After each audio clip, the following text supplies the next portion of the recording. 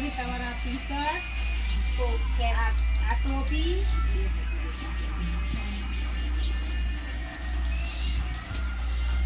અને આ પાણીનો બોટલ.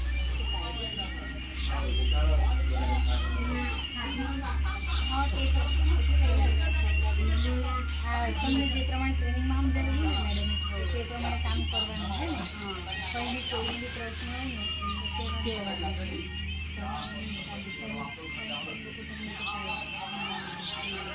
તે અમારા સુધી પહોંચાડવાનું. એના માટે સરકારે જે ગામમાં આવા બોલી શકે સમજી શકે એવાને પસંદ કરવા કીધું હતું. એટલે તમારું નામ લીધું હતું કે જે હોશિયાર રહે એવી રીતે. એટલે તમારું નામ આપેલું એવી રીતે તમારું કામ કરવાનું. ટ્રેનિંગમાં આવે ને ત્યારે કિશોરીઓની તાલીમમાં ખાસ કેવું ના આવે બરાબર. આંગણવાડી પર આપણે તાલીમ મીટિંગ રાખીએ ને ત્યારે આ પહેરી